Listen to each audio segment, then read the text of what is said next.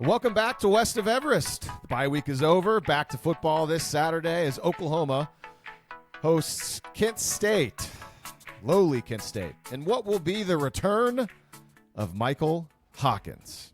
I am Lee Benson. He is Grant Benson. What's up, Grant? Good to be back.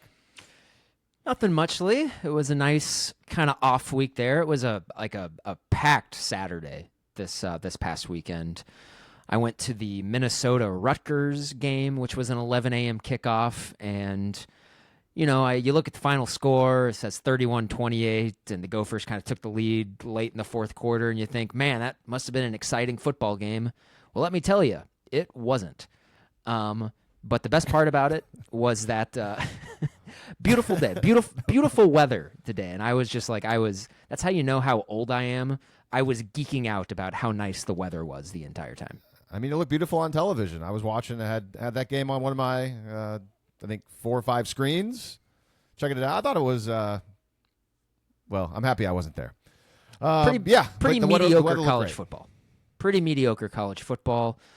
Although I was, I got to tell you, when I was watching a lot of the games this weekend, by watching, I mean, they didn't have my full attention. I was watching a lot of baseball this weekend, which I know you're into. I mean, you're a huge baseball fan, or you follow it, and so yeah, I can tell by the look on your face that you're really, really picking up what I'm setting down for sure. Mm-hmm. Yeah, can we talk about football? I've had enough of. I mean, baseball. One, the fact that people still watch baseball is crazy, and then people talking about the Ryder Cup all weekend. It's football season. It blows me away that people have enough bandwidth to care about these things when football's going on. Can we talk about football? Because that's actually interesting and fun to watch. Well, I don't know. I mean, we got some crossover agreement there. I also did not care at all about the Ryder Cup. I kind of found caring about that last weekend to be sort of odd as well, but that is neither here nor there. We can talk about football. Hey, John Mateer got surgery a week ago today. We're recording this on Wednesday night. Sounds like, by all available reports, that it went well. I know he sent out a tweet saying that it went well, and I think he also sort of acknowledged everybody freaking out about Stephen Shin, the doctor, and everything. I think he referred to him as the GOAT. Lee, that means greatest of all time. I'm not sure if you were aware of that. It's not actually a reference to a 4-legged mammal, which I assume that's what you believed it was.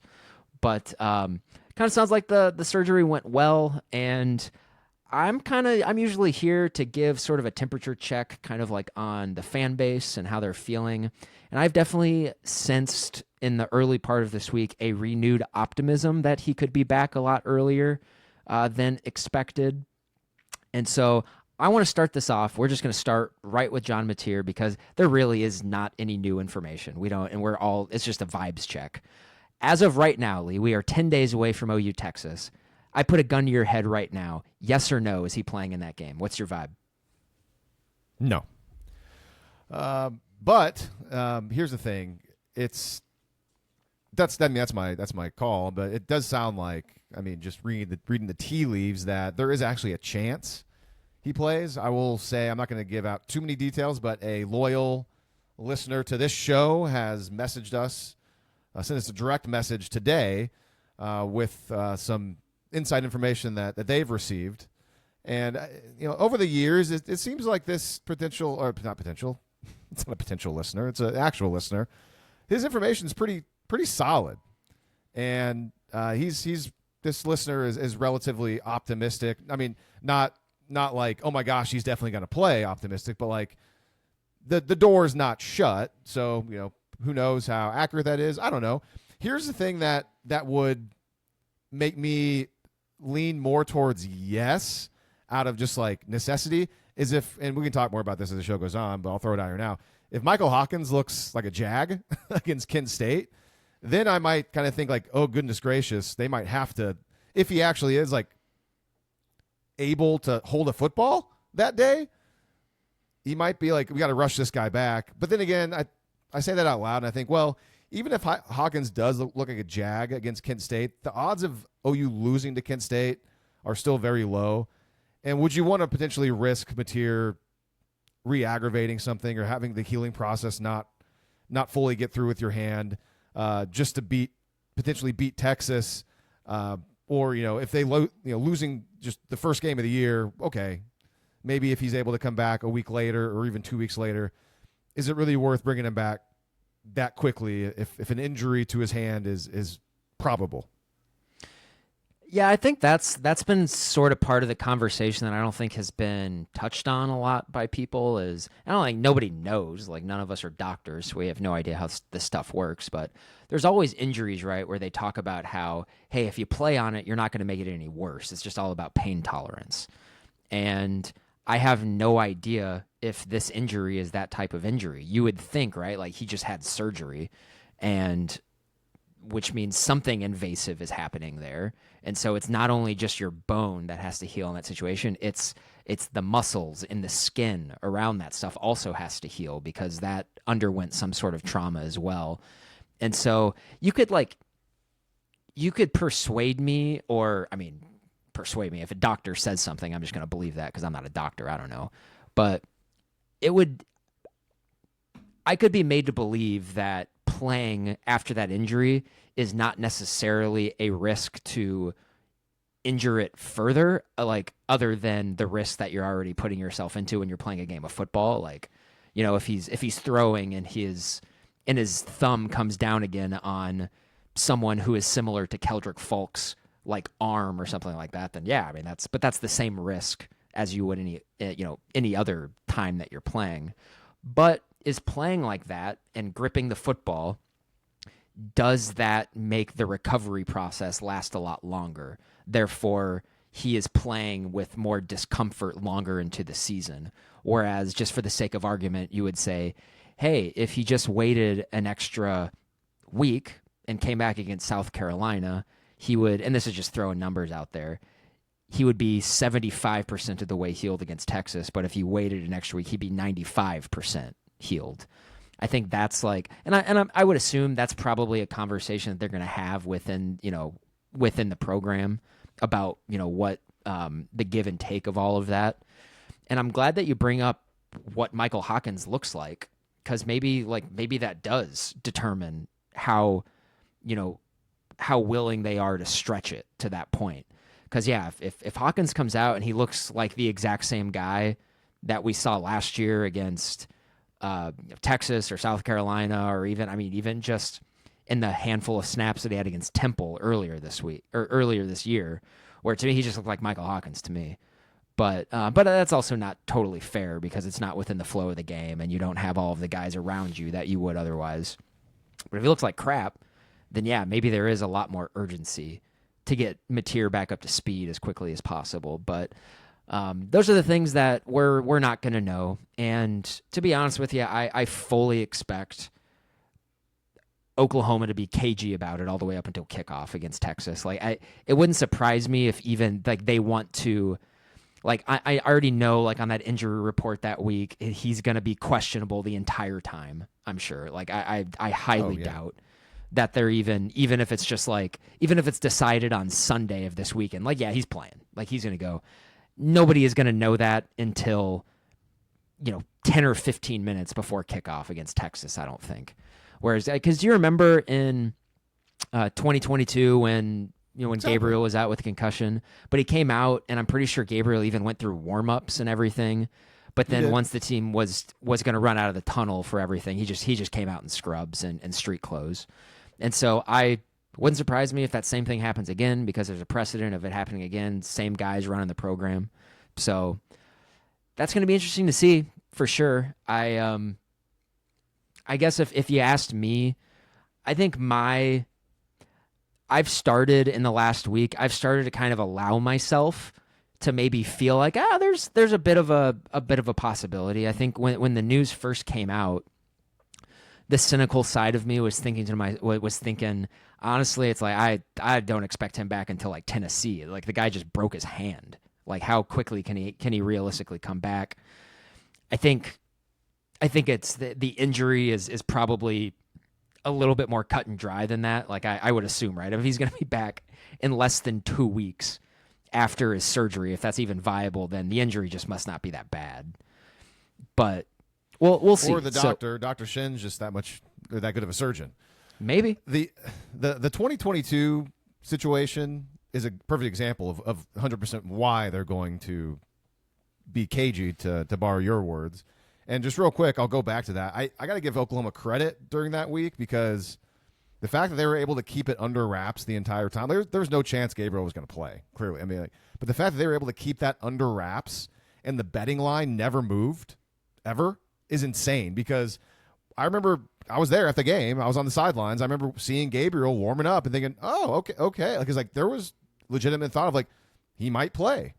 And then I remember whenever everyone left the field and then Oklahoma came back out into the tunnel before they ran out and Gabriel was in street clothes. I remember thinking, oh my gosh, this is the perfect time to put your entire life savings on Texas -8 because that line should have been Texas 16.5, if not more, because we knew following this team how bad the drop off was from Gabriel to Davis Bevel, how like there was just no chance, and that's the way the game played out. I mean, it was a blowout. And yeah, my biggest life regret is not immediately leaving the Cotton Bowl, driving to somehow getting a flight, even though I would never got there in time, and putting my entire life savings on Texas -8. So that's that. And I want to go back to, I said, hey, maybe if Hawkins looks like a jag, then the thought of Mateer coming back against Texas kind of raises the probability. It can definitely go the other way.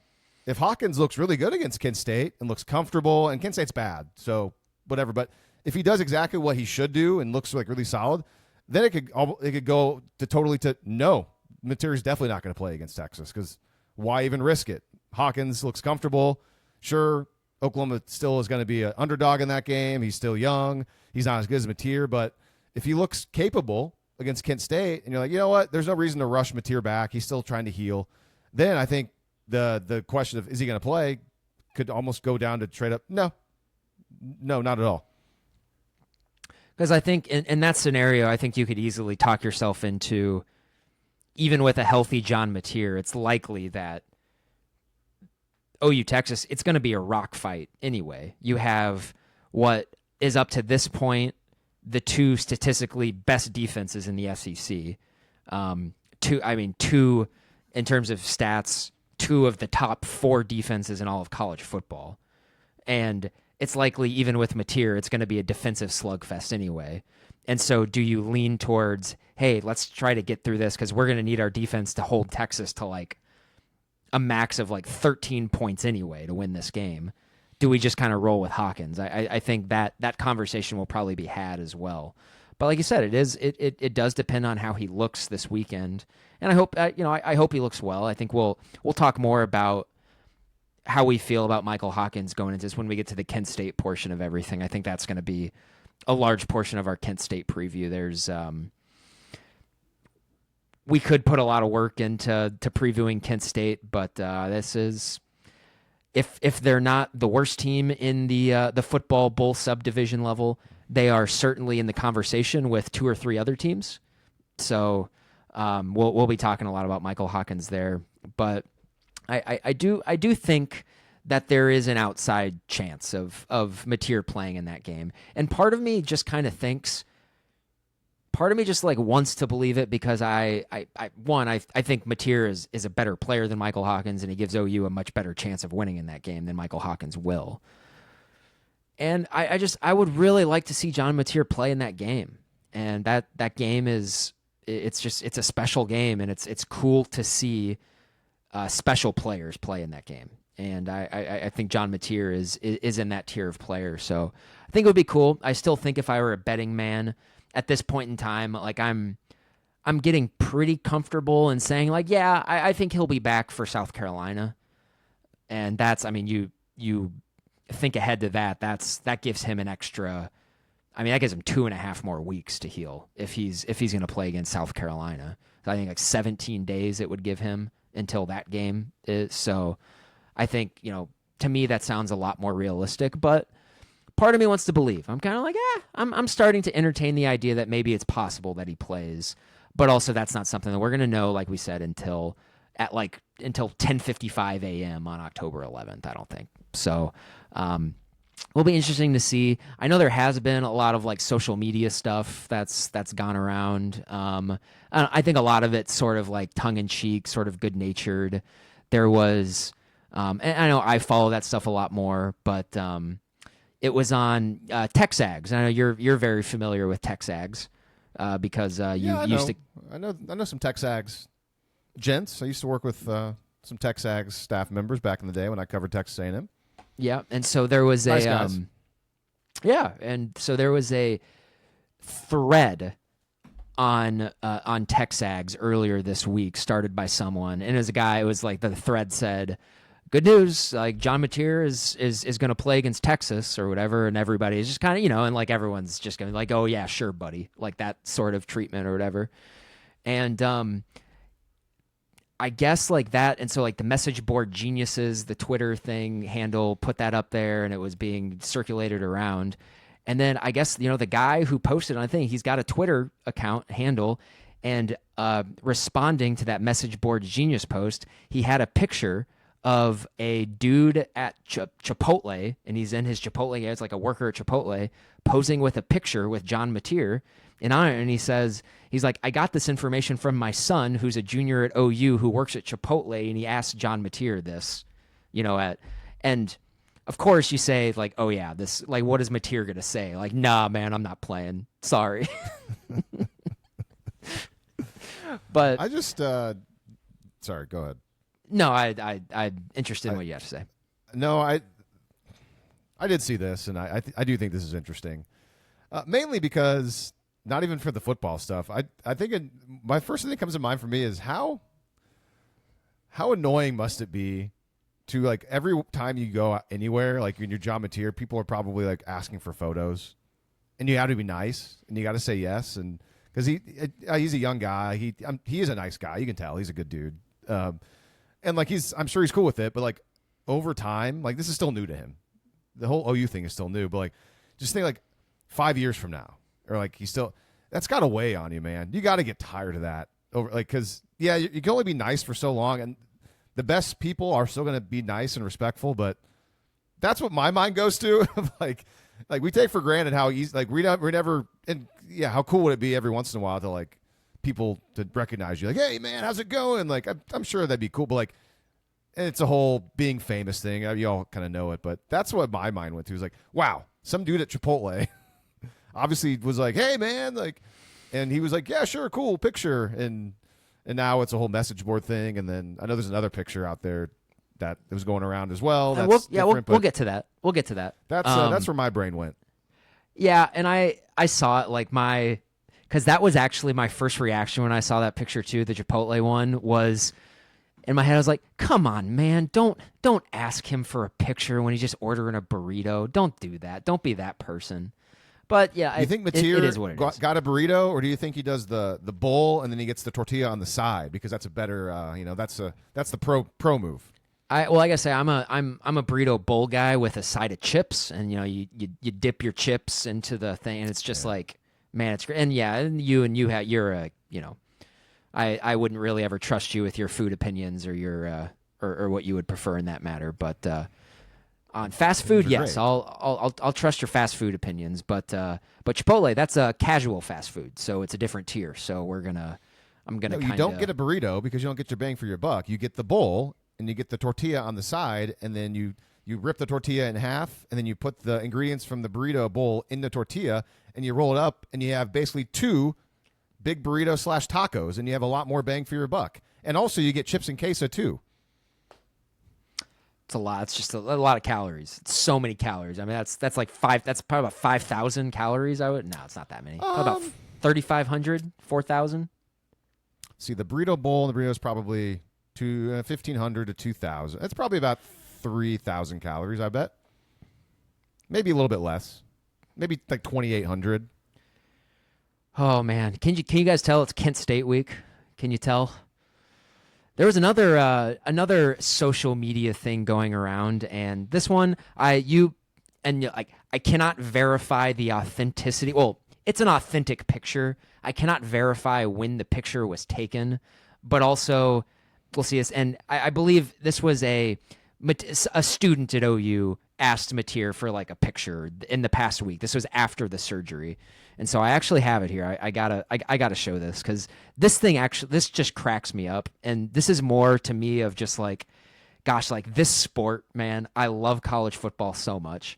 But so here, obviously, John Mateer here, but look at this. I'm gonna zoom in on his hand here, and look at that.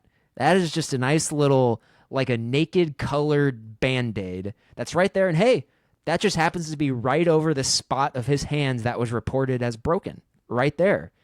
And I got to tell you, Lee, I'm not seeing a whole lot of bruise in there. I don't see like somebody who is like, oh my gosh, like in a cast or anything like that. I got to tell you, man, he's playing against Texas. He is. Look at that hand. Look at that thing. Look at it. Your thoughts? Well, first off, I'm deeply embarrassed. I am deeply embarrassed to admit something. I just went on to Chipotle's nutrition page because I just wanted to fact check myself. I was 1,000 calories off. It's not even 2,000 calories for the burrito bowl, the tortilla on the side, and the chips and queso. It's about 1,900 calories.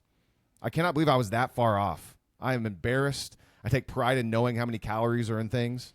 I count calories. Anyways, it's embarrassing. When it comes to this photo, my question is again the authenticity. Is this we know it's actually recently? Yeah, I know he's got the little bandage there. But what if John Mateer, cut his thumb like 3 years ago? And I don't know. What I would say is that like everything behind him, that looks very Oklahoma to me. So I think this is pretty. I think this is pretty recent. Although I will say this is my internet investigative chops coming out here. I think when you zoom out like I have here, I do think that his thumb area on his hand does look a little puffy. I actually do think, as in it is swollen. Yeah, his hand does look a little puffy there. For all of you out there who watch It's Always Sunny in Philadelphia, I believe there's a longtime character. I think Charlie's uncle has like giant hand, and it's fake. I think that's what that reminds me of a little bit. Kind of a random thing, random drop in. Yeah, I have nothing else on that picture. I hope he's doing well. Hope John and his hand are doing fine. Same. And I got to say, just with your Chipotle calorie stuff and you being way off, be better. Be better. Slappy, Swanson, Samsonite. We're way off. No, I mean, that was bad. That was really bad. I really overshot. I mean, I was thinking that the burrito part of it and was like 1,500 to 18. No, like that part was only like just like 1,100. Yeah, that's why I say Chipotle's healthy. That burrito bowl. It's like there's not a whole lot of calories in. Depends on what you get. Not a whole lot of calories in chicken or tomatoes or fajita veggies. That not very caloric dense. Rice is though. Rice very much is. Lee, you know who probably eats a lot of rice? I'm on the edge of my seat. I was gonna say Ben Arbuckle. I don't know. I have no. He probably doesn't. Oh, Uncle Ben's rice. Yes, that's probably yes. Oh, that's right. Yes. Anyway, but yes, everybody knows that.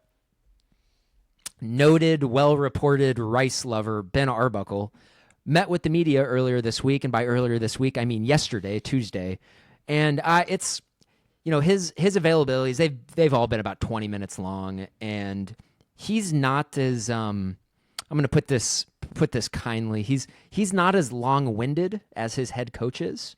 He just sort of gives. Not many people are. That's a very, very good point. But Lee, there is a story that has resurfaced in the last week that we thought maybe could be dead and buried, but it's back because it's Kent State week, and the running game has been in shambles. Lee, if I told you that somebody asked Ben Arbuckle about Jaydn Ott, would you believe it?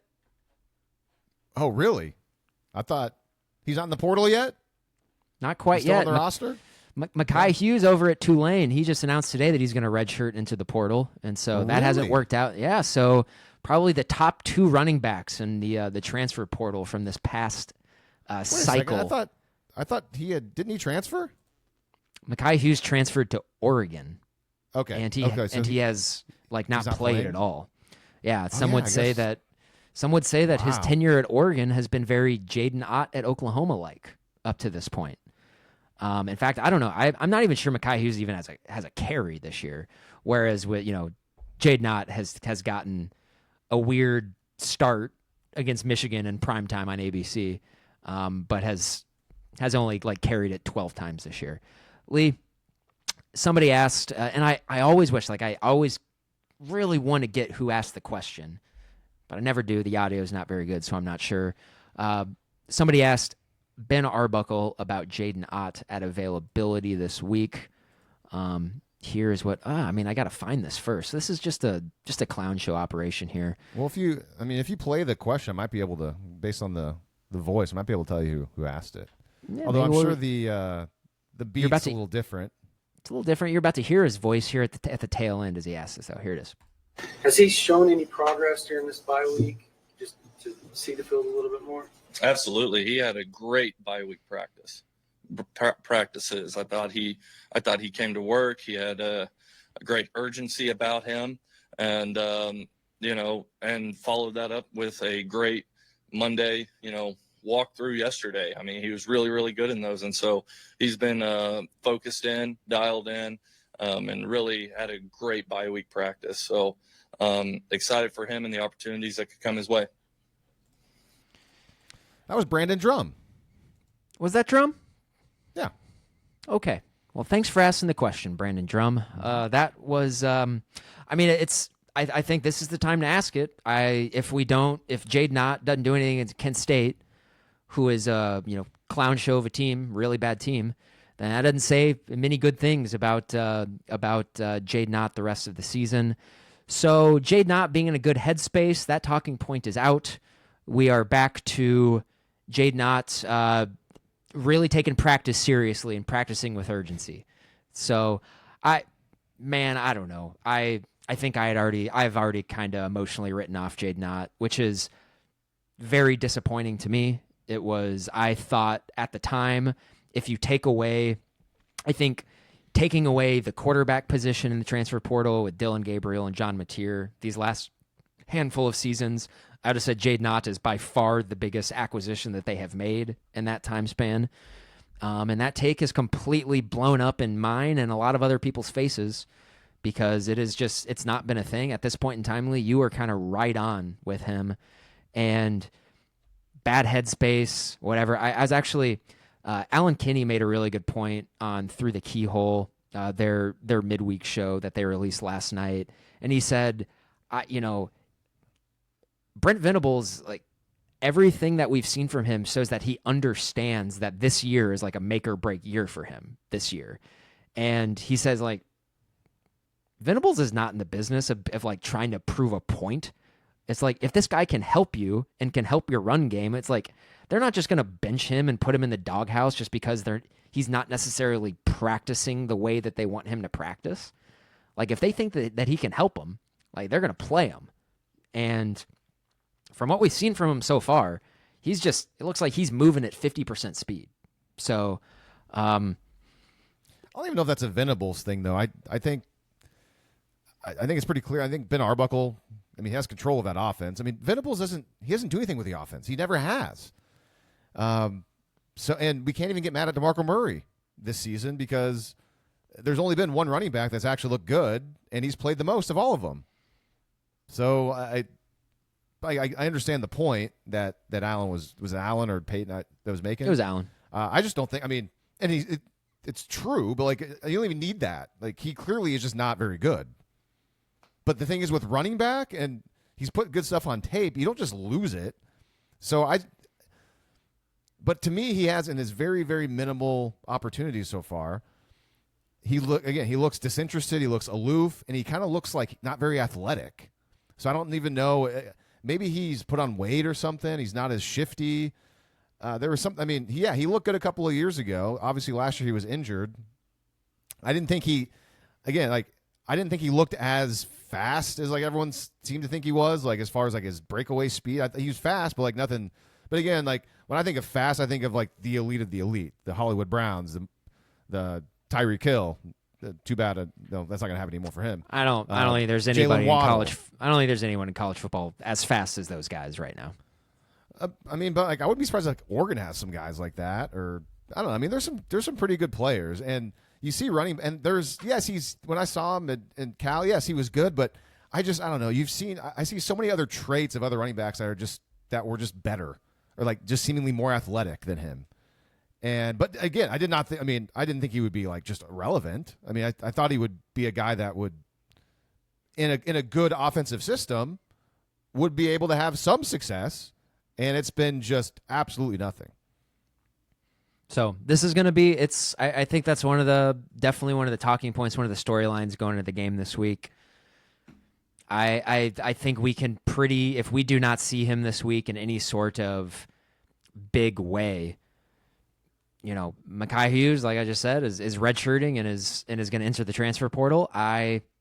If we don't see Jaydn Ott this week, it would not surprise me whatsoever if something trickles out of the Texas week saying, yeah, Jaydn Ott not part of the team anymore, is going to enter the transfer portal. Wouldn't surprise me, because no matter what's happening there, whether he's hurt, whether it's he just doesn't have the buy-in that everybody wants, or if it's just like sort of like an oil and water culture thing and it's just not working out, nobody expected it to look like this so far. And so it's a unfortunate situation for sure. Okay, so Brent Venables also met with the media. Real quick. Okay. Mekhi Hughes would be very offended by you comparing him to Jaydn Ott this season, because it's not even close. Like Mekhi Hughes has 17 carries, only 70 yards, but he's averaging over 4 yards a carry. Jaydn Ott only has 9 carries, and he's averaging under 2 yards per carry. So he has been absolutely irrelevant. Like, you could make the argument that you could pull out some college kids from the crowd and give him the same touches as Ott and do the same exact thing. Like, just the way it's gone, which is not saying anything. I will say that Oregon has played the first game that they actually played into the fourth quarter this season was this past Saturday. So Mekhi Hughes has had much more opportunities for run in garbage time. So, but I mean, it's the whole point is that they were 2 high-profile transfer running backs that are not working out. So, gosh, there's 4 other Oregon running backs that have more carries than him. Like, their depth at running back. Yeah, he went to the wrong school. He should have came to OU. I'm not sure if he could have came to OU, but clearly the depth there and the running backs at Oregon are just so much better than at Oklahoma. Brent Venables also met with the media on Tuesday. I didn't think there was really anything super noteworthy there. I just wanted to throw out again, just as a thing. He did say expects Giovanni Gibson and Eli Bowen to play, and did not go into detail like in what regard though. So who knows what that means. I still think, like, to me, just based off of everything that's happened so far, I don't know if we're going to see a lot of Eli Bowen. I would hope that we'll see a lot more of Giovanni Gibson. That just seems a lot more realistic to me. He's a wide receiver, whereas Bowen, who knows like how much work he can get in against a Kent State. Although maybe it's just all about just kind of going through the motions, going through the game and like warm ups and like knowing that you are going to play. Maybe that just like there's some value in that. So I don't know. I mean, you excited to see? I guess because we don't know in what capacity though. But I'm excited to see Giovanni Gibson.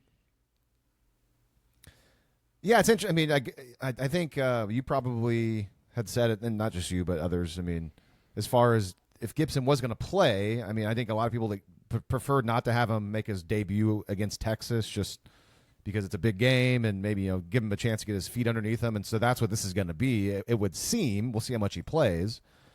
So yeah, that's interesting. It's unfortunate, and this is a point that's been made by many people. But obviously, it's unfortunate he's not going to be able to be playing with Mateer right away, because we all heard about how their rapport was incredible in the springtime before he was injured, before Gibson was injured. And then you got Bowen. It's just, I don't know what you're going to learn from this game. I mean, Kent State's terrible.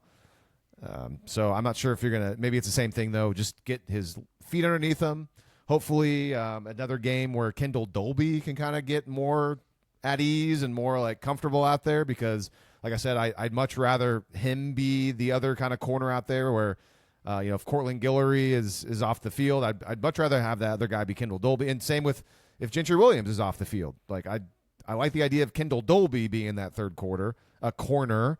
But obviously Eli Bowen had a nice season last year, and if he can get healthy and he's good to go and he's like the same, that's terrific. But like you've pointed out many times, it's very mysterious, his whole situation, like we don't really know why he's been hurt or why it's been out so long or why he's been out so long. And so hopefully it was just a weird thing and he's going to be back and healthy for the rest of the year, because that position is definitely better than it has been. But after watching that Auburn game and seeing the struggles and struggles that Brent Venables essentially kind of expected and was clearly okay with it, and hopefully Cortland Guillory is better for it. But still, like it's be nice if Kendall Dolby and Eli Bowen are viable, a better word, people to put out there whenever the inevitable Gentry Williams injury that's going to be coming. And then if Cortland Guillory is having another bad game, and you got to take him off the field for a series or two because he's just kind of getting beat. Found it pretty interesting that Texas A&M's entire defensive game plan revolved around taking away Cam Coleman, which after watching the Oklahoma game seems just blindly obvious, right? Where he is the only person on Auburn's offense that can even remotely hurt you. So, and that's one of those things where it's like, and that's obviously that's not what OU's plan was. It makes me wonder after seeing that if they would go back and redo it. Because in my head, I'm just like, they double Cam Coleman like every play. It's like you probably could have shut out Auburn.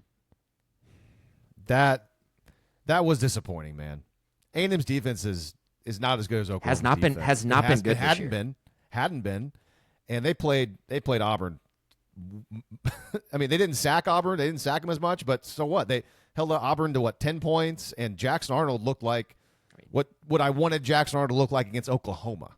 And they held him. He couldn't do anything. They held him to 3 points because I guess they scored from like the 2-yard line after that pick. So it was, I mean, virtually it was only a 3. They only scored 3 points on A&M's defense. So yeah, I thought, and maybe it's one of those things where it's just like the OU's tape in that game. It's like, yeah, the book is just totally out on Auburn now, because it's like OU took away everything else from Auburn. And the only threat they had in the entire game was Cam Coleman. Man, I gotta tell you,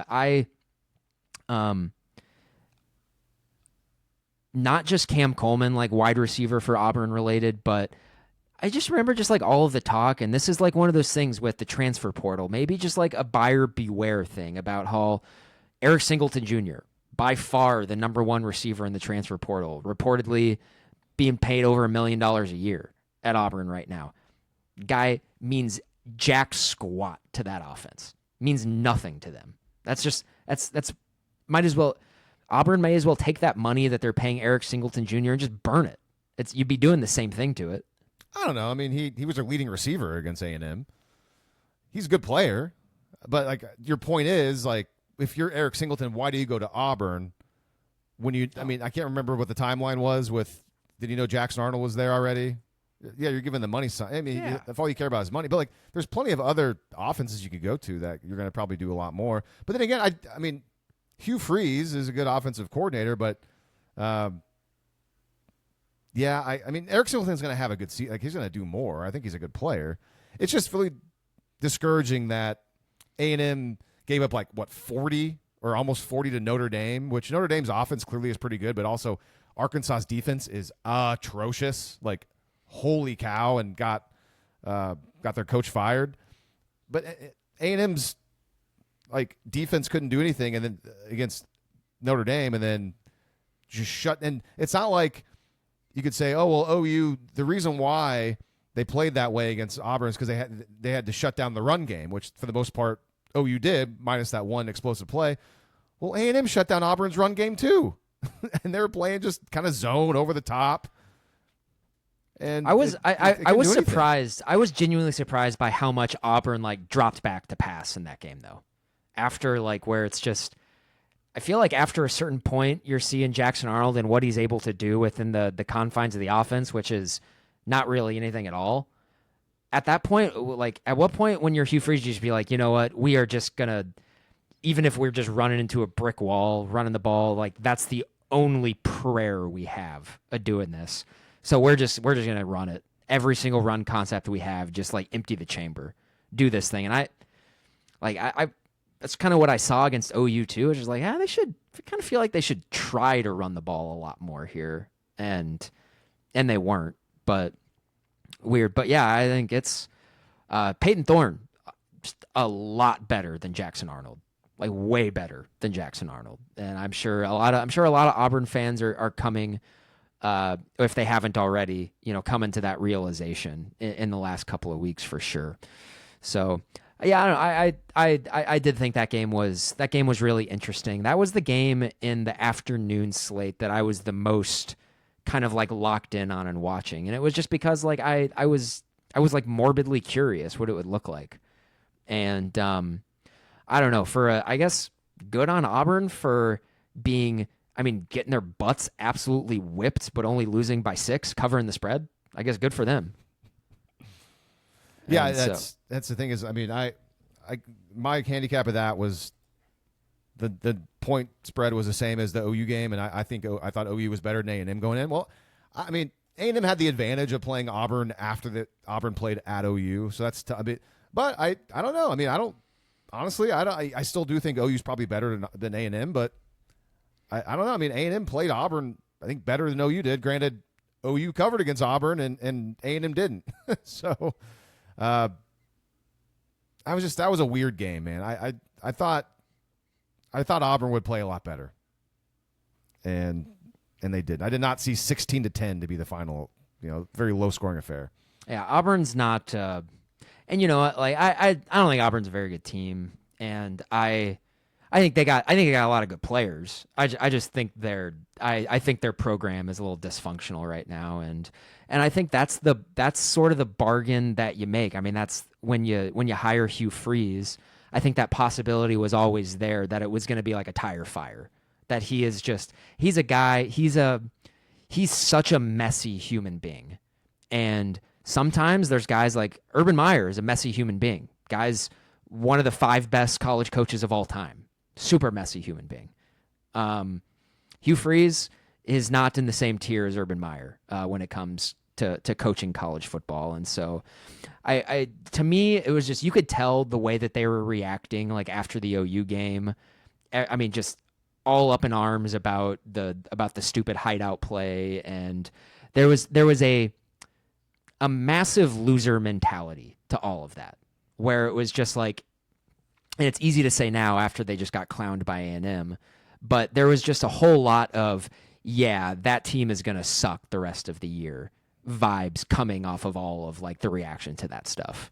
And it's just move on. It's like you lost and they weren't able to do it. And so they got their faces rubbed in it in College Station last week, which was interesting for sure.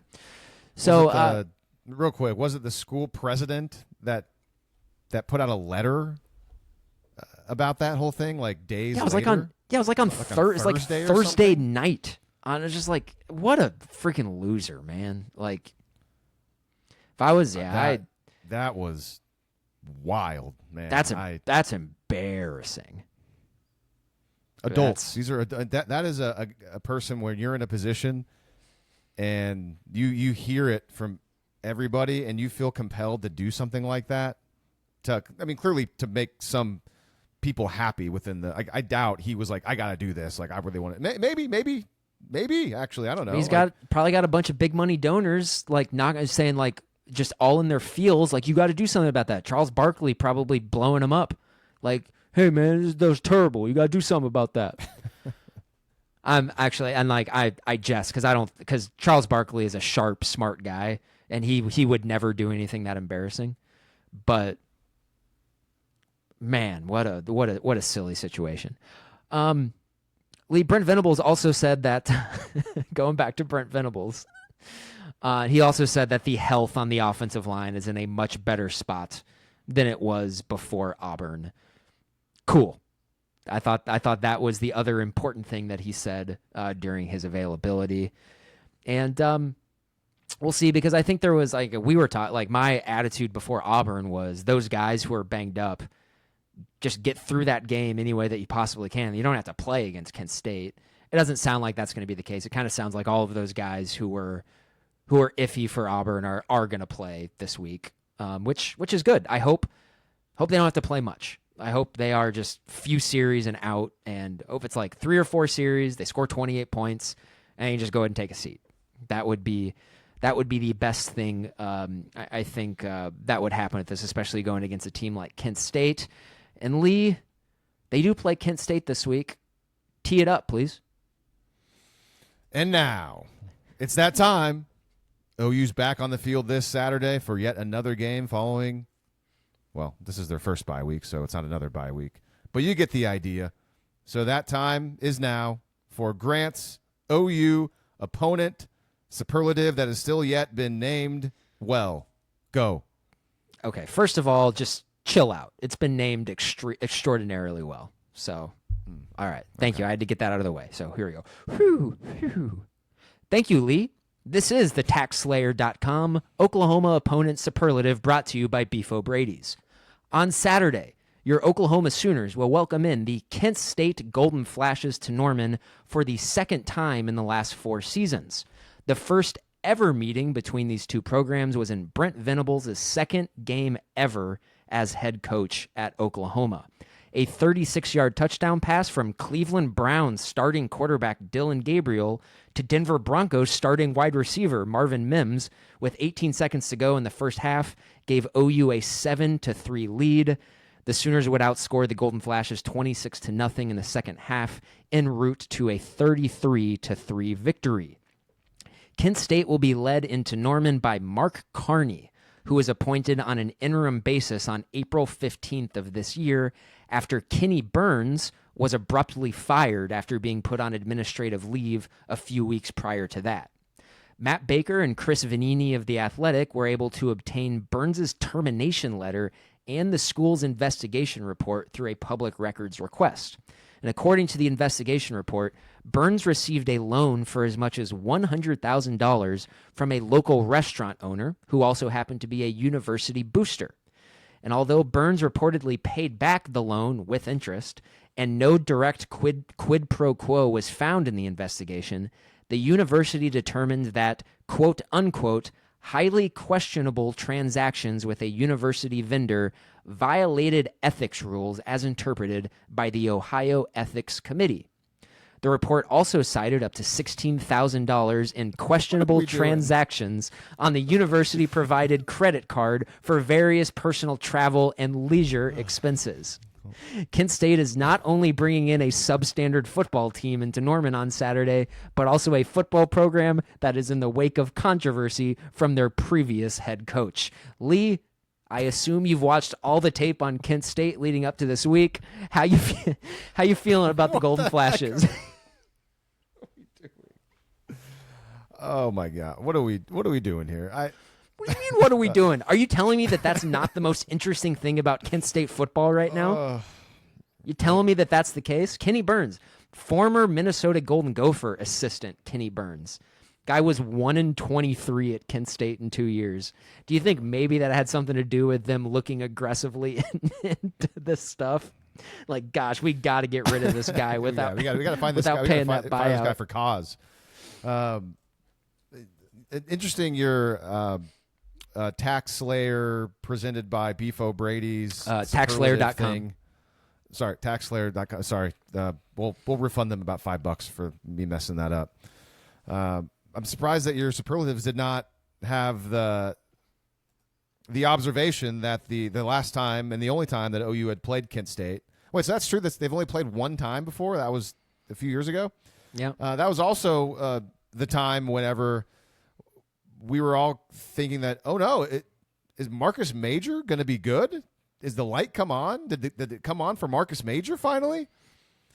The answer to that question was no. Because I was in the second half of that game. He had that jump cut where he just jumped and everyone was like, oh wow. And I was guilty of that too, because at that I was point too. Eric Gray had not really emerged yet at that point, and then it became that was pretty obvious. One of the few things that he did do very well was catch passes out of the backfield, and I believe that was a receiving touchdown out of the backfield if I remember correctly. So yeah, that was if that was that was all he was doing. He was great. No, I did. For the superlative, I did think about going back to that 2022 episode and just trying to quote us and all of the nice things that we said about Colin Schlee, who is Kent State's starting quarterback, leading up to that game. And Colin Schlee is like he transferred, to I think to Virginia Tech after that season, and he's still playing college football somewhere like today, like now. And maybe at UCLA. I think he was maybe at UCLA. I think he went to year. UCLA first, but he wasn't the starter. Like he couldn't win the starting job. Which going into that game, he had all the tools. Big guy, pretty athletic. Remember we watched the game that they played before OU was at Washington, which was Kalen DeBoer's first ever game at Washington. And we were just like, Kent State, like they got some pretty, like their quarterback's good and they got good skill guys. Yeah, they had a good running back and 2 receivers that ended up transferring to much better teams.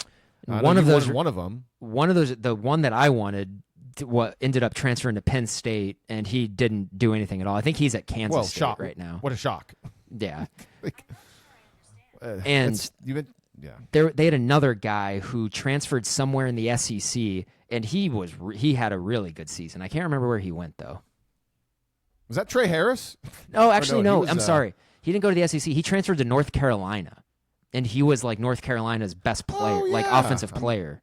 That's in 2023. He's a first-round pick, I think, or first or second-round pick. I'm trying to think of what his name was, though.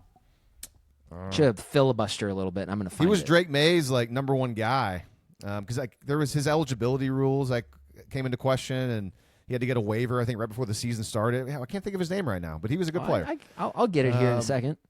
You know what? We're just going to go ahead and fast forward right to what do we want to see happen in this game?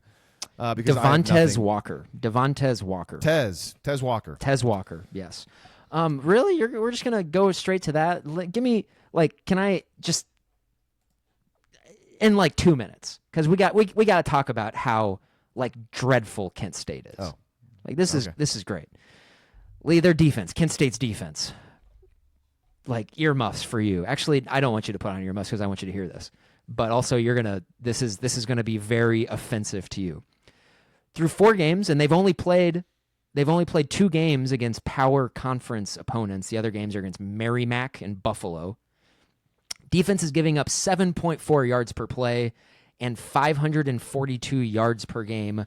Both of those are last in the Football Bowl subdivision. This is the worst defense statistically in the FBS so far this season, and they have played games against Merrimack and Buffalo. Ugh. So this is not a hot take, but this is definitely a get-right game for Oklahoma's running game. I saw better be. Florida State, Gavin Sawchuk, and then another Florida State running back, each averaged over 8 yards per carry against this team a couple weeks ago. I think both of them scored 2 touchdowns in the game and had explosive runs everywhere. So, Torrey Blaylock's good. So, Torrey Blaylock's going to probably look good carries, but and that goes back to the Jaydn Ott thing. It's like if Jaydn Ott does get run and plays and can't do anything against this horrible defense, then close the book on him. It's like, geez, his career might be over if that's the case. You bring up Gavin Sawchuk. Gavin Sawchuk, he fumbled against Virginia on Friday night. Did you see that? Did you hear about that? It was a pretty big one. I didn't see that. No. Yeah, that's not good. They lost that one.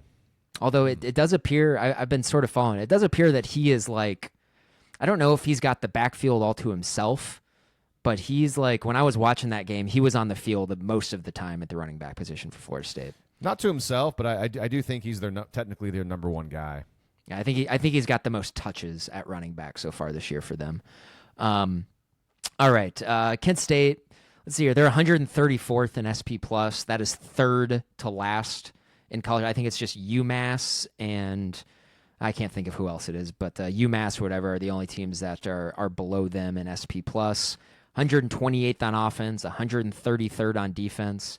The offense is at 4.7 yards per play. And Lee, this is kind of an interesting thing because I was looking at this, and they've had, for an offense that's been as bad as they've been this year, and they've been quite bad, they oddly have had a lot of explosive plays. But also, I dug deeper into it a bit, and they cannot run the ball at all. Their longest run from a running back this season is 11 yards. Other than that, their longest run period is from a wide receiver, and it was I think exactly 30 yards. As a team, they've passed for about 830 yards this season. 40% of those yards, Lee, have come on 6 completions in 4 games.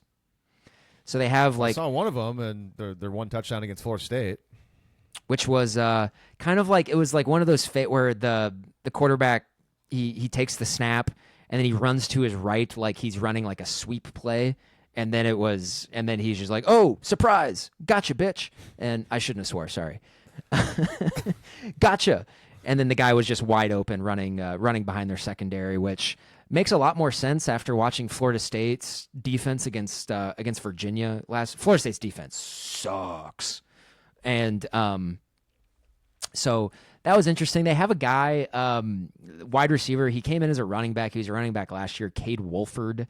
He's their leading receiver. He's got 238 yards and 4 touchdowns this year. Only 9 catches though. He's got touchdowns of 79, 43, 30, and 16. All of those came against Buffalo and/or Merrimack for the most part. He did nothing against Florida State, and I believe Texas Tech was the other power conference team they have faced.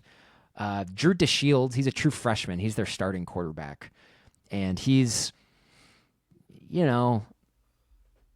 I've only seen his highlights of him throwing long touchdown passes, so my assumption, based off of how awful Kent State's offense has been, is that he is not good at all. So what I'm saying in this is that Kent State's just a really, really bad team. And I think if you took away those 6 passes that account for 40% of their offense this season, they would be in a much worse spot than they currently are here. And they're in a really bad spot right now.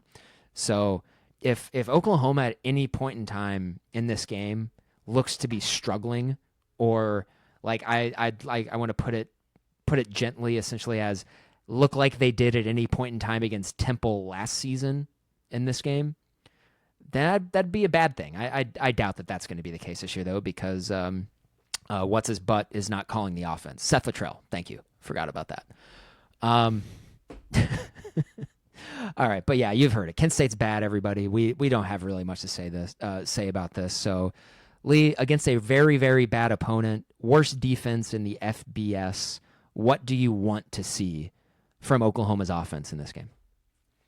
So, I mean, this is the Michael Hawkins portion, and you want to see how he looks being coordinated by Ben Arbuckle and playing with the ones. So I'm curious to see how similar he looks and what he's asked to do compared to what John Mateer was asked to do. And I think John Mateer was asked to do a lot. I mean, John Mateer was asked to go through his reads, throw with anticipation, eliminate. And I mean, he's a college kid, so he's not doing it at the most highest of level. But there were instances though where he was asked to do that and go through his progressions, and that's something that Michael Hawkins just wasn't really taught how to do last year. Couldn't do it. Neither was Jackson Arnold. They just one read, pull it down. Doesn't really know what they're looking for. Doesn't really understand the defense. So that's what I'm looking for. Obviously, like everybody else, how does Michael Hawkins look against a really bad defense?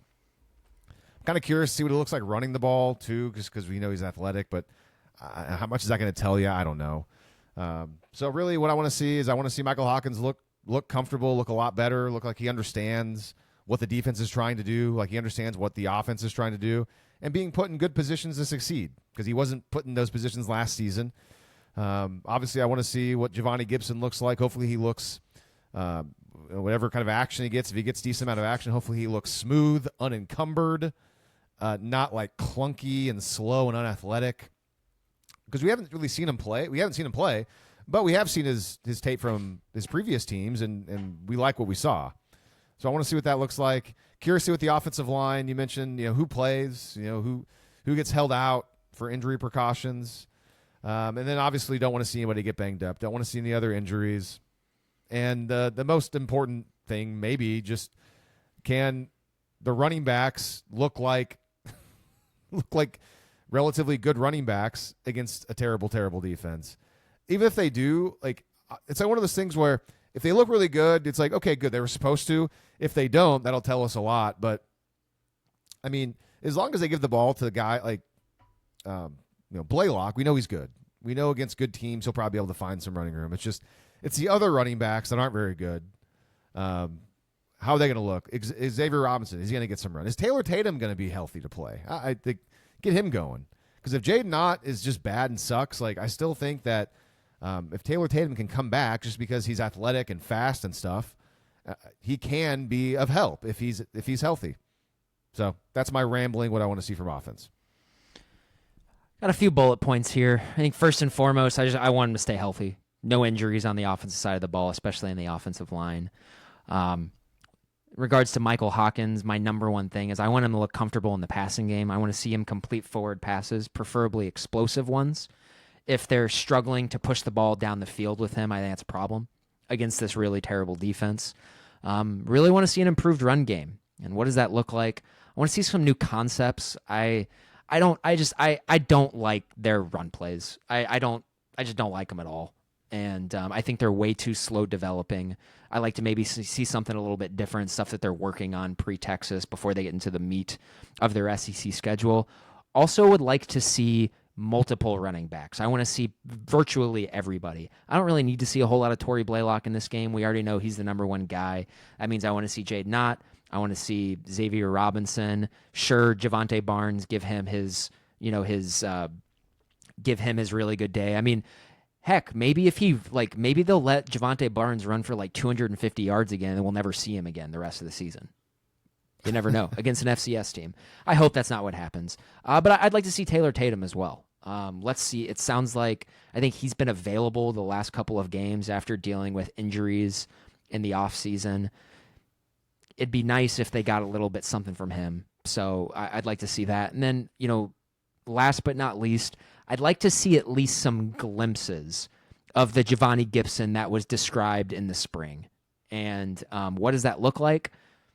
I guess we'll see. But I would like to see him be a physical mismatch, a guy who's able to body guys up and make some contested catches. Although, what are you laughing at?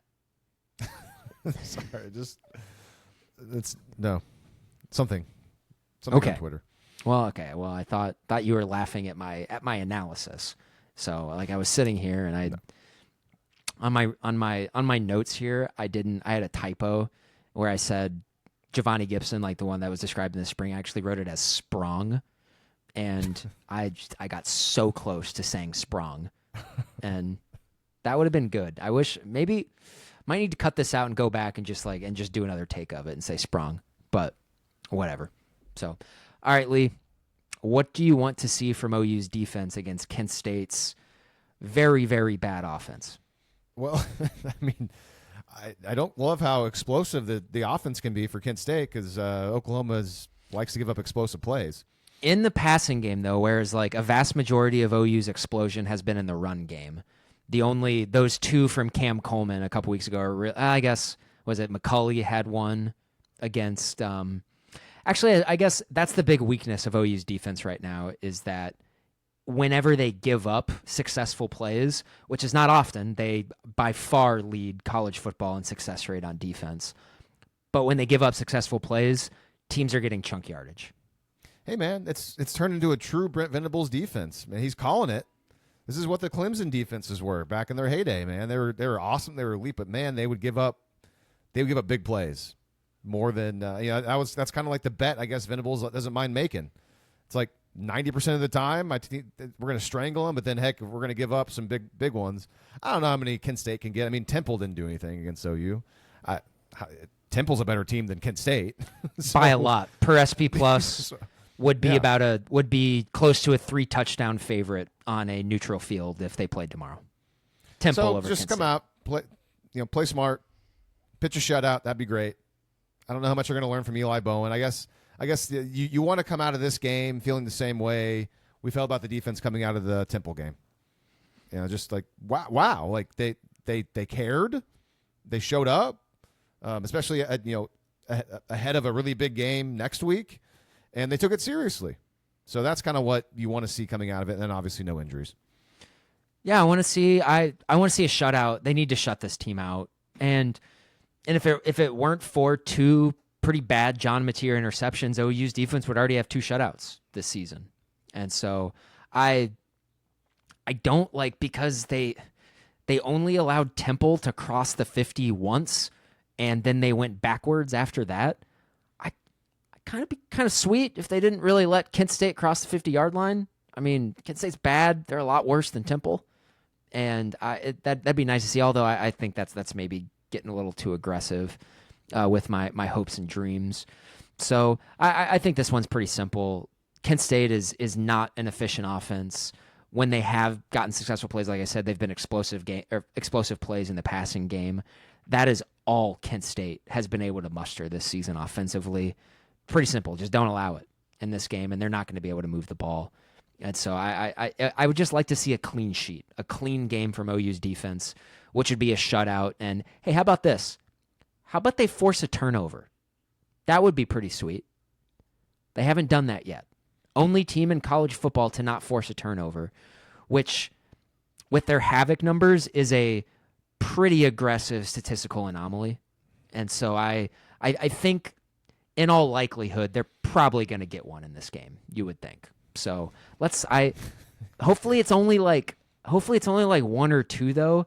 I would prefer the floodgates to open in 10 days and not just, don't get all of them like last year against Temple. They got like 6 of them. They got all of their good fumble luck totally out of the way in a game that they won by 48 points.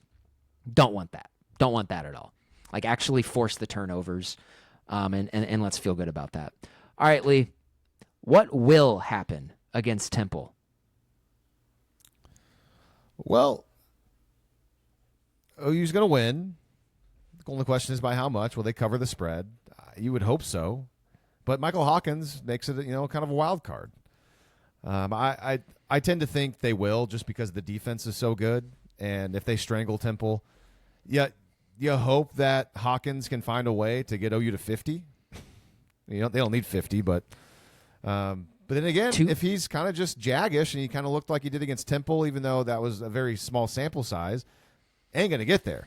I mean, it'd be more of like an Illinois State type game where you're like, oh, man, you look up in the fourth quarter and they're like hovering around 30 points or something like that. You're like, that wouldn't be very good. But I'll say they get it done and they win like 49-3. Okay. This one's been it's been tough. This one's been tough this week for me. I'm finding myself having a pretty hard time getting up for this game, and I mean, a lot of it has to do with they've already played Michigan and Auburn this year, like in 2 high-profile national games, and then so getting a Kent State game in October is just kind of like a game where you know they're not going to lose this game, and this is probably the worst team they're going to play all season. Illinois State is definitely better than Kent State, and then also on top of that, it's like a lose-lose situation where it's the only way that you're kind of satisfied with the game is if they win 63-0.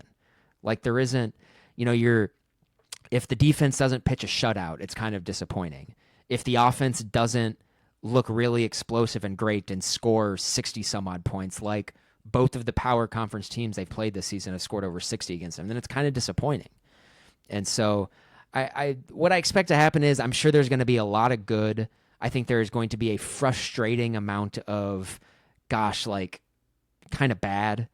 And I think a lot of it's going to come from Michael Hawkins. I think I've sort of holstered like my thoughts on Hawkins, and I got to say, like, my expectations for Michael Hawkins are pretty low. I just count me as one of the OU guys who just kind of thinks he's just not very good. He just doesn't impress me that much. Would love to be wrong. Would absolutely love to be wrong. But I'm kind of expecting some sort of head scratching, like WTF moments out of the offense in this game at times. It's not going to be enough to make the scoreboard look not like a car crash for Kent State. But I see OU, if you put a gun to my head, I would say OU will not cover the spread in this game for the first time this season. I'm thinking kind of like 49-7 would be my prediction.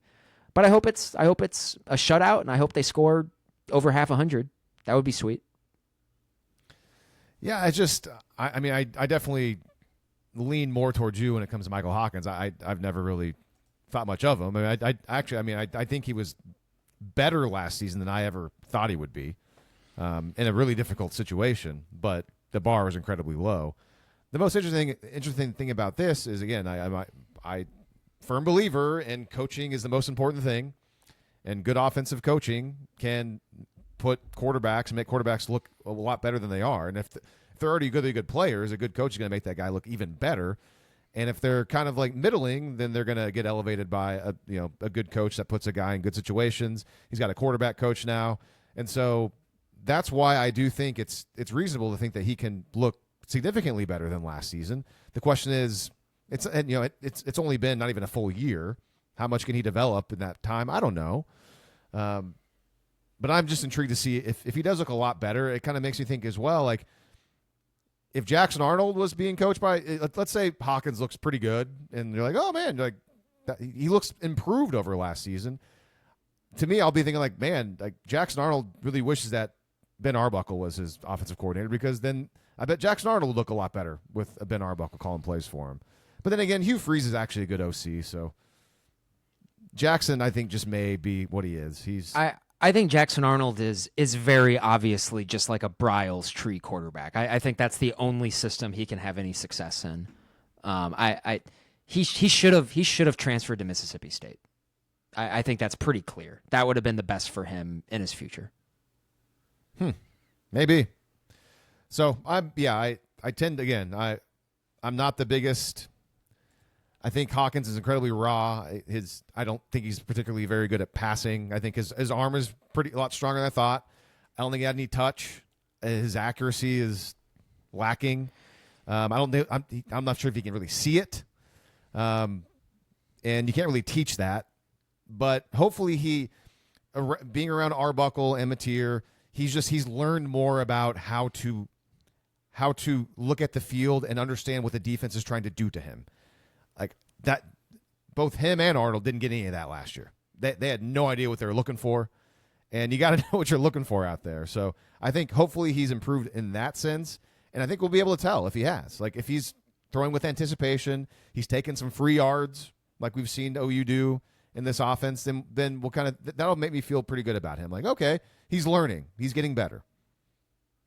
Yeah, hopefully we see. I don't know. I mean, I thought the best Michael Hawkins looked all of last season was the last like handful of drives against Tennessee when he came in for relief for Jackson Arnold, and I hope we see more of that. And he against Auburn last year, I think you're talking about his performance against Auburn.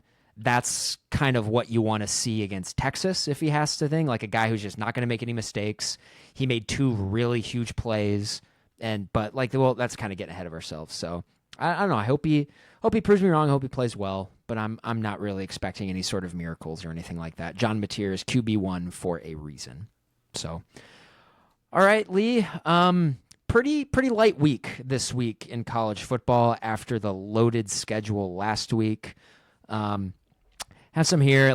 There's only 5 SEC games this week. 2 of them we're gonna be using in our picks of the week segment. The others are Kentucky at Georgia. Georgia's a 20.5-point favorite.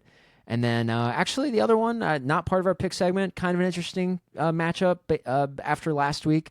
Mississippi State is traveling to College Station to play Texas A&M. Texas A&M's a 14.5-point favorite. Did you watch that Mississippi State Tennessee game? I kind of had it on a second screen the entire time. Yeah, I had it on. Mississippi State could have won the game. I mean, I shouldn't say they should have won, but they definitely could have won the game. They very. They went to overtime, so they probably had a lot of opportunities to win the game. I think they were leading a vast majority of the game, and Tennessee, I think, tied it at the end. So, I think Jeff Lebby is obviously in year 2 there has done a really good job. Mississippi State's a lot better than they were a season ago. Yeah, good for him. I'm good for him. shocked. I am shocked. The fact that their defense is not like terrible. Their defense can stop. I mean, I know they gave a lot of points in that game, but Tennessee's got a good offense. Yeah, I'm shocked that Mississippi State's like not a doormat. The one thing I would say about that is that the reason why Mississippi State was probably able to get some stops in that game is that Mississippi State and Tennessee run the same offense. So it's just like that's what they were going against all throughout fall camp, and so, I mean, Tennessee still got theirs. Like, they still scored plenty of points, had plenty of yards. But I'm sure there was some stuff that Tennessee was doing that the Mississippi State defenders were like, we've repped this so many times in the offseason that they were probably able to string together some stops there. So nationally, I got a few here that we're going to be picking in our picks of the week. Let's see here. Michigan is at home against Wisconsin. They're 17.5-point favorites. Game that was way sexier in the preseason, not so as much anymore. Boise State travels to Notre Dame. Notre Dame's a 19.5-point favorite. Based off of how Notre Dame has looked the last couple of weeks, that 19.5, that seems like free money to me. If anyone here is inclined to put a little cheddar cheese down on a game, that to me is one that I would identify as a pretty easy bet. And then Lee, my Minnesota Golden Gophers travel to Ohio State to play the Buckeyes, and Gophers just get a rough break. It's a night game. It's a 6:30 p.m. kick on NBC, and I don't know what the Gophers did to anger the Big Ten scheduling gods, but that's no fun. All I got on this is that A&M Mississippi State number seems way too high. What am I mean, that 14.5? A&M, that's number 6 team in the country. They like, and I know like stuff like SP Plus doesn't like A&M as much as as a lot of like the human voters do and whatnot. So I don't know. All right, let me go ahead and share this because I didn't do this last week, but got the week 6 picks of the week segment. Lee, we did 7 games last week to kind of bring us back up to a round number, and we've picked 30 games so far this season. You went 4-3 last week. I went 3-4. I got to tell you, I think I had the correct handicap on Auburn and Texas A&M, but it was just a 6.5-point spread, and it was A&M only won by 6, even though A&M probably should have won, and like, I know how ridiculous this is going to sound based off them only winning the game by 6 and Auburn having the ball like under the 2-minute warning with a chance to go and take the lead and win the game. A&M probably should have won that game by 4 touchdowns. Yet they didn't. So congrats on that. You were just you were wildly wrong on you were on Arkansas in Notre Dame, Arkansas, which I mean that game was just so insanely lopsided. I didn't think Notre Dame would beat them that badly, but I kind of figured that Arkansas there's no world in which I would pick them to cover any number, like following what happened against Memphis a couple weeks for them. I just kind of figured there's a whole lot of quit in that team probably after the Memphis game, especially with like an actual real opponent coming in, and that's kind of what happened. We were both on Ole Miss last week. That one, kind of watching that game play out, seemed like sort of a layup. I'm starting to get I am close to saying, Lee, LSU is not good. That's not a good team. Their defense is a lot better, but like actually more precisely, LSU resembles LSU under Les Miles and just cannot figure it out offensively, but they have a good defense. Did they make any changes to their offensive coaching staff or anything in the offseason? Like, I do not think so. I wonder what's going on. I wonder why they're struggling so much. Them, and I mean they replaced pretty much all of their or their pass catchers for the most part, and their entire offensive line. But it's a lot of people think it's a Nussmeier problem. He's taken a massive step back. He's just not who he was a season ago, or maybe it's just like it's 1 year more removed from Mike Denbrock, who was Jaden Daniels' OC, and then he was hired. He's at Notre Dame now and has been there for the last 2 years. Maybe last year their success on offense was more of just like residual left over from Denbrock still being there. And now that there was much more turnover and they have that new staff there, and it's just like, to me, it's just like, it gives me all the warm and fuzzies because like LSU should not be good on offense. I've watched LSU my entire life, and them being good on the offensive side of the ball is like bizarro world funhouse stuff. Yeah, I mean, I remember going into last season, you were a lot higher on Nussmeier than I was. I didn't think he was. I mean, he hadn't played a whole lot. Obviously, Jaden Daniels was there, and he was going into his 4th year, and then he played well. But you look at his numbers, and he threw a lot of picks last season. I forgot about that. And only 64% completion percentage was not very good. I mean, so maybe there were signs but then again, he was looked at as like the number 1 or one of the top picks coming out potentially this year. All that to say, it's a tough year to be an NFL team that's looking for a quarterback at the top of the draft. I mean, this upcoming class. I mean, who is it? John Mateer might mess around and be the top quarterback prospect by January or something if things go a certain way.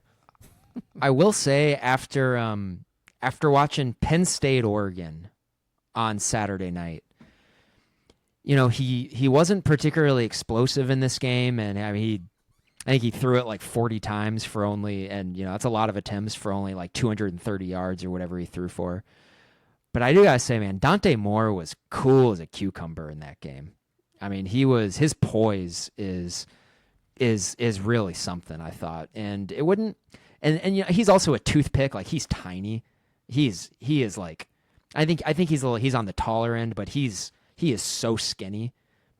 So I don't know how much that would affect his draft stock, but I thought Dante Moore's poise in that game was really impressive, and so it wouldn't maybe he shoots up the boards a lot. Maybe, yeah. Drew Aller is is Heisman favorite at this point. Drew Aller at this point in time, buddy, you made a massive mistake coming back to college. Big mistake. If this is what we've seen so far from him. I mean, Penn State fans probably think, why the hell did they keep Aller and not keep Pribula?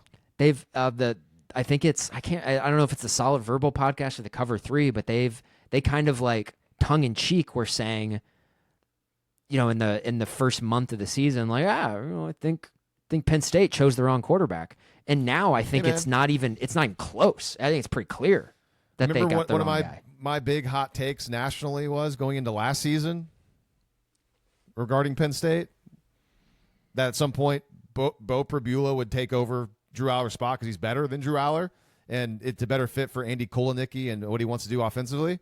Obviously, that didn't happen, but I don't know, man. Drew Aller, I remember when he first started, I was intrigued. I liked him. I was like, it's kind of fun. And I watched him play more. He stinks. Andy Kolenicki is a good quarterback, offensive coordinator. He makes, and for whatever reason, I don't know if maybe it's situation, Grant, where what if James Franklin handcuffs his coordinators? That does not look like Kotelnicki's offense a lot of the time. I mean, who was the backup quarterback at KU that Kotelnicki made look great? Jason Bean. Yeah, Jason Bean. Good player, man. That guy's good. Yeah. This guy's still he's getting NFL paychecks right now. That guy's a good player. So he's a good player. But Drew Aller is supposed to be this first-round draft pick guy. Andy Kotelnicki is pretty good at coordinating quarterbacks, making them look good. And Drew Aller looks like Drew Aller. So is it a Drew Aller problem? Is James Franklin some kind of handcuffing Kotelnicki in a way? I don't know, man. It's probably more of a Drew Aller thing. But probably a little column A, the a little last thing column on B. It that I know Penn State fans are probably just like, what's going on? That bothered me about that game, because I enjoyed watching it. Obviously, I enjoyed watching Penn State struggle and lose, but I didn't enjoy the part where Penn State got down by 2 scores and came back to force overtime with that bad offense. And I know, I'm sure Penn State fans are like, where was that all game? Open it up. They scored easily. And I think it's a valid question if I'm a Penn State fan. For all the criticisms of Drew Aller, all of them I think richly earned. Hit that first touchdown pass that he had to Devontae Ross was pretty. He dropped it right in the bucket. Right in the bucket. And there was it's a schemed up shot play, but it's still it's why tough. not call that earlier? Tough throw to make. And why is that not called earlier in the game? On that end too, you know, I think that's one of those Oregon being up 17-3, and you know Dan and I really like Dan Lanning. I mean, I think he's about as good as it gets in the college game right now. And you know, I mean the camera caught him after they go up 17-3. He was doing essentially like the "it's over" type deal, which, hey man, your competitive side and you were watching the same game that we were. I totally get why you felt that way. But you're the head coach of that team, man. You can't be doing that in that situation. And part of me thinks that it's like, there may have been, like, maybe there's something in that building, like on that team of like, they really follow Lanning's lead. And in a situation like that, maybe they got a little comfortable and they were just like, yeah, this game's we're kicking these guys' rear ends. And they maybe just kind of forgot for a second to close that one out potentially. But, obviously, Oregon, I watched that. Oregon's very obviously the better team. And I said that Arkansas really has a lot of quit in them after that Memphis game. Watch for the Penn State Quidditch, maybe. Not Quidditch, not a wizarding sport played on brooms. But watch for Penn State maybe to be a team that quits this year. No, I mean, because their schedule, at least for now, is not bad. But I will say their schedule, even though it's a joke, the back half of it is not as jokey as it looked at the start of the season. Like at Iowa, that'll be freaking 6-3, like ugly. At Ohio State, they'll lose that game. They're gonna lose that game comfortably. Then Indiana, granted it's at home. They're going to be wishing they would have saved the white, even though the whiteout doesn't even matter. Like they're like marginally good in the whiteout games now, over 13-9. It sounds like they always schedule it against the really great teams, and great teams are going to look at that like, hell yeah, this sounds fun. They take it as a challenge. Mm-hmm. So Indiana at Michigan State, but like Michigan State's not terrible. It's on the road. They're well coached, kind of interesting. Nebraska also not terrible, but it's at home. It's in Happy Valley. And then you can speak to, I mean, Rutgers can score? Is their offense not bad?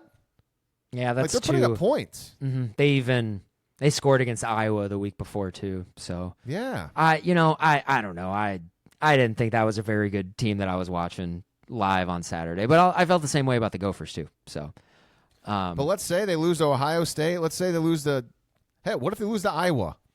Good. And then Indiana beats them, and then they got 3. Yeah, then they're quitting big time. 8-4, very much on the table. But also part of me is kind of like, lose to Ohio State, sneak past everybody else, go 10-2, get the 10 or 11 seed in the playoffs, travel to Norman, Oklahoma for a first-round playoff game. That would be fun. Okay, let's move on to the Week 6 picks. Lee, you were 4-3 last week. I was 3-4. I got sidetracked when I first said that earlier. You're at 63% for the year so far. I'm still trying to get back to 500 at 43%. Game number 1 this week, I think, is an interesting game, and it involves a betting principle that I incorrectly identified a week ago. This one actually is the correct one.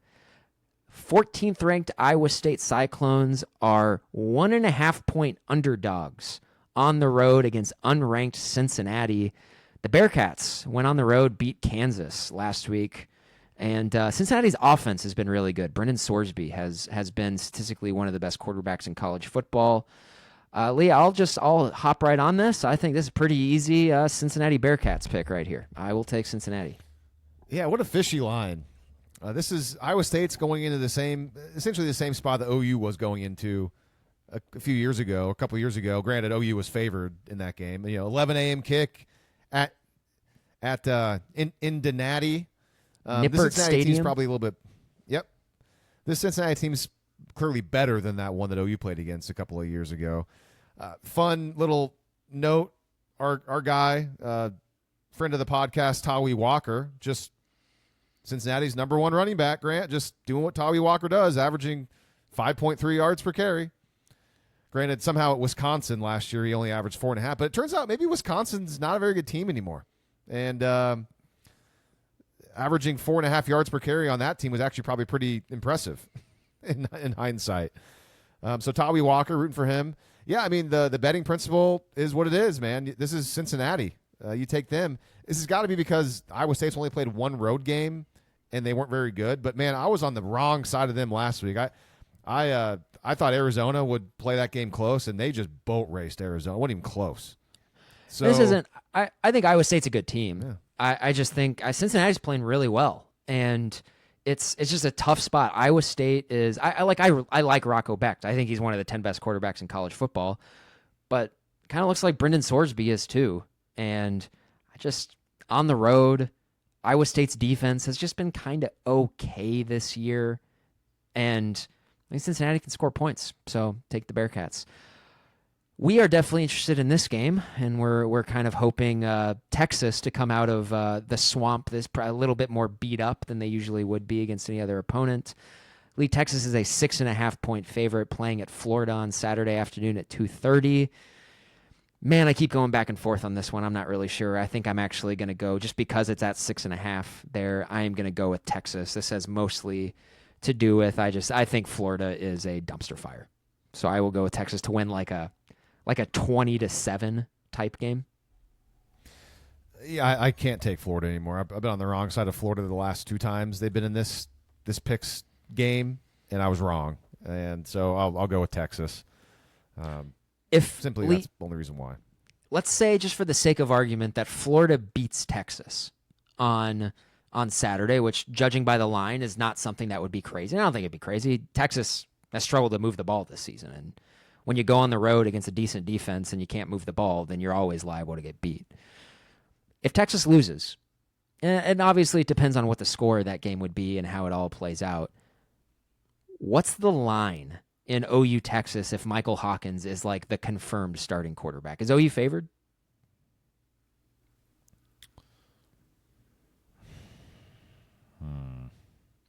Because I think if Mateer starts, then OU would obviously be favored. I think, but you don't think so. You think it'd still be Texas? I don't think so. I think I saw something. I'm not sure how accurate it is, and sometimes there's look ahead lines. But Texas plays this week, but Texas OU is a game of the year type thing. So there's lines out for that. I think I saw somewhere that Texas is favored by 3.5, and I know it's been taken off the board in some places. Okay. Yeah, okay, let's say Florida beats Texas, and OU just, beats Kent State kind of the way we think they're going to win. Texas is still going to be favored because, it might be off the board if there's thoughts that Mateer might play. That's another reason why the whole 2022 OU Texas game was so wild, that the line stayed up the entire week even though there was uncertainty about Dylan Gabriel. That books... and the fact that, and I didn't even make this point earlier, and I forgot, like, the fact that OU's inner circle was able to not leak any information out to any sort of odds makers that would have totally tanked that line to where it would have been Texas minus 10, 11, 12, 13 is pretty crazy. Like, good job by Brent Venables and keeping it tight-lipped. Like, because I think there's no chance that Gabriel was going to play in that game. So. Easy to say in hindsight, of course, but I still remember that we were very interested in that leading up to it. So, SEC game of the week this week. Undefeated 16th ranked Vanderbilt Commodores are 10.5-point underdogs at Alabama. Lee, I think I'm on the Alabama train for this one. I think the feel-good Vandy storyline ends this week in Tuscaloosa. I like Alabama by like 3 scores. Yeah, this is a game where Kalen DeBoer could really... I mean, if there's anybody in Tuscaloosa that's lukewarm on him, which if I'm a Bama fan, I'm not. Man, like, you guys had Nick Saban forever. Guy's awesome. Kalen DeBoer's a really good coach. He is. But this is a game where if there's anybody in Tuscaloosa that's still kind of lukewarm on him, if he goes out and just manhandles Vanderbilt after what happened last year, like, hey, You don't beat Bama like that. We're gonna get you back on our home field, and we're gonna embarrass you. Then I think a lot of those Bama fans are gonna be like, okay, yeah, this is our guy. He made up for that loss last year. And I love Kalen DeBoer, I do. But I'm gonna take Vanderbilt. I'm gonna take the 10.5 points. Good football team, man. Clark Lee's a good coach, and I don't know. I mean, I like Alabama. Alabama's a good team. I think Vanderbilt's going to go in there. I don't think they're going to get embarrassed. I think they're going to keep it close. Yeah, I think that's certainly defensible. I will say, after watching Alabama Georgia last week, and I had that split screened with Penn State and Oregon most of the night. I do not think Alabama or Georgia. I don't think either of those teams are one of the two best teams in the SEC this season. I think those are both really flawed teams, and I still think OU going into Tuscaloosa in November, that's going to be a tall task. That's going to be really tough. I think that's, as of right now, OU's toughest remaining game this season. But yeah, this ain't the Bama of yesteryear, and I don't even think this Bama team does not even have as high of a ceiling as last year's Bama team did when they were playing really well. I think you are going to see, for the first time in a really long time, I don't think either Georgia or Alabama are going to play in the SEC title game, which is interesting. Interesting if that were to happen.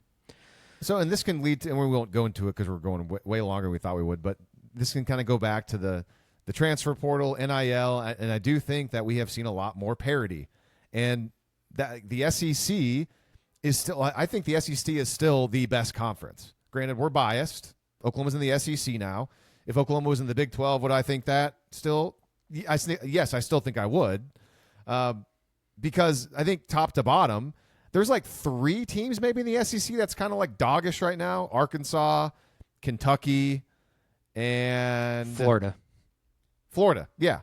The rest of the conference, 1 through 13, like Mississippi State's a good team. Like Mississippi State can push you. Whereas, like, I bring this up because I listen to the one kind of national sports radio thing I listen to all the time still, and I mentioned it on the show before, is a show that has Brady Quinn and LeVar Arrington on it, and like another guy. It's called Two Pros and a Cup of Joe.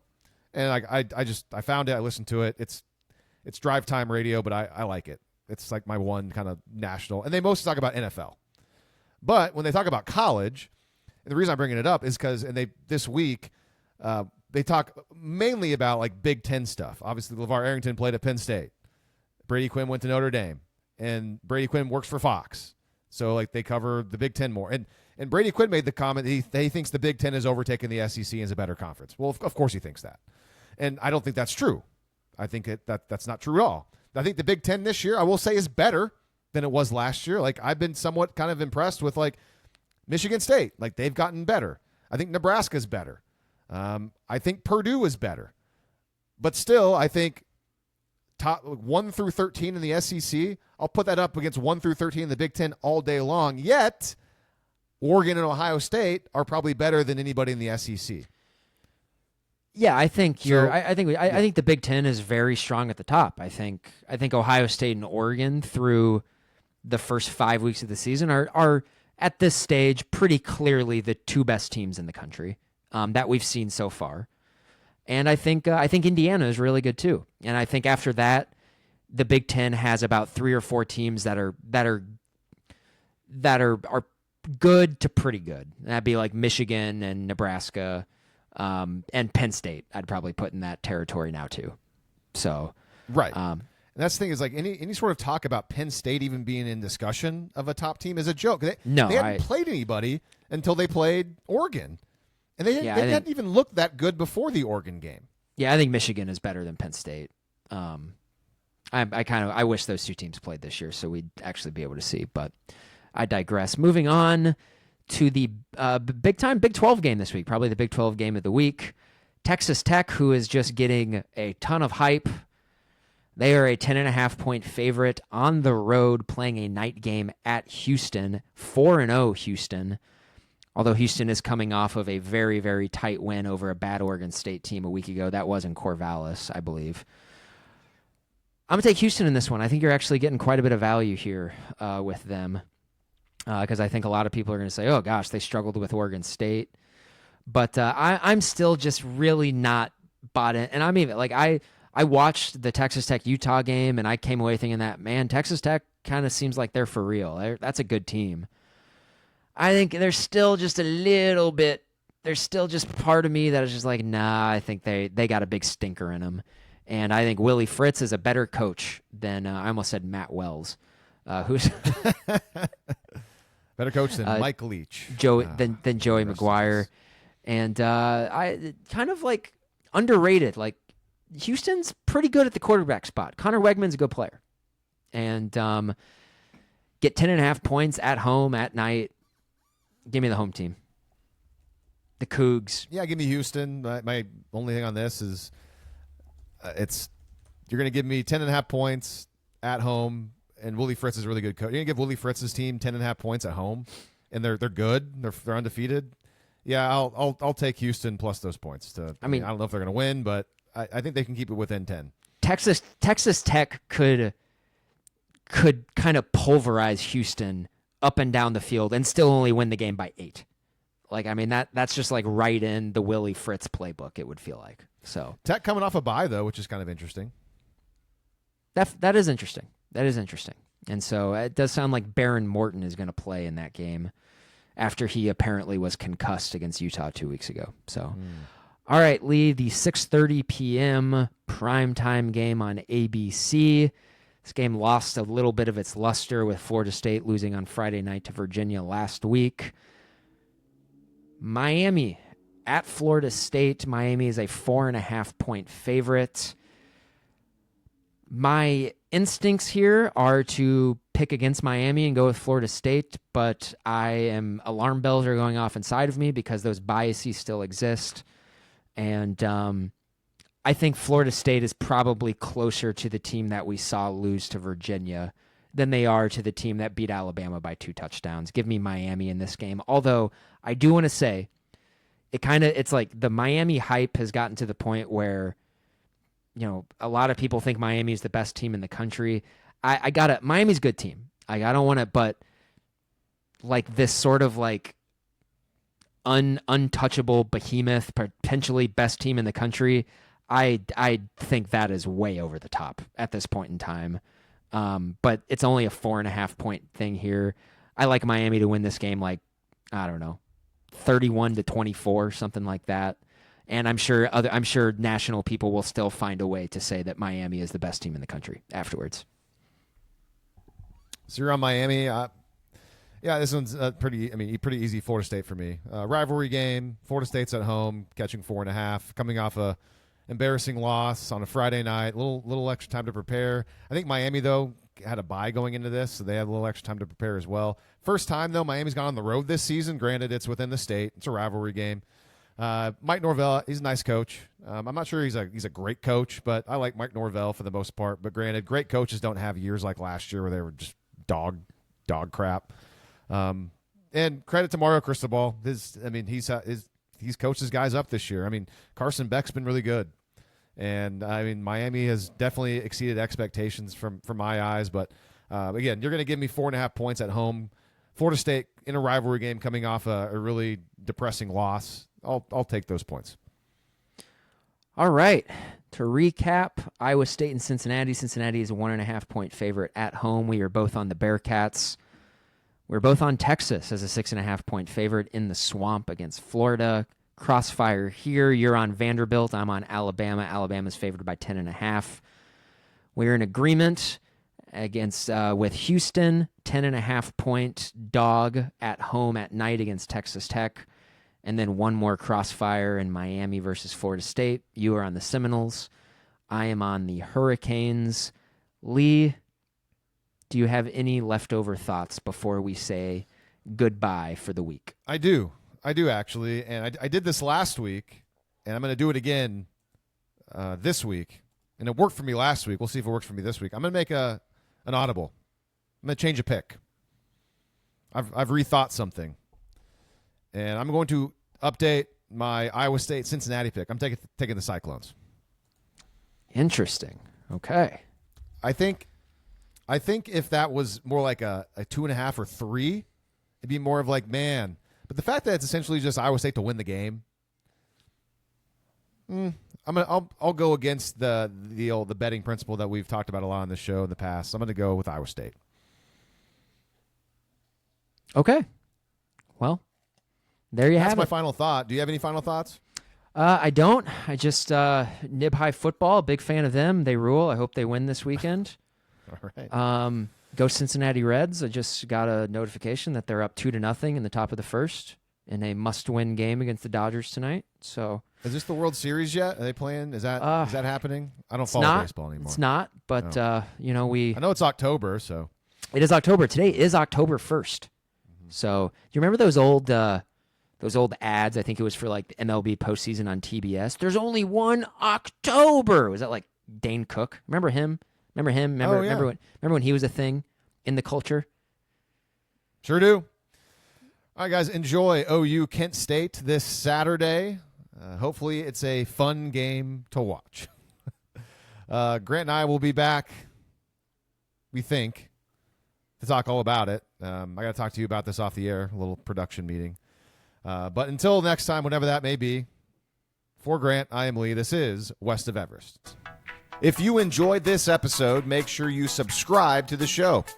And if you want to help us spread the word, please leave us a 5-star review. And also, tell all of your friends who are OU fans about West of Everest. You can listen to this podcast on iTunes, Spotify, Stitcher, and SoundCloud.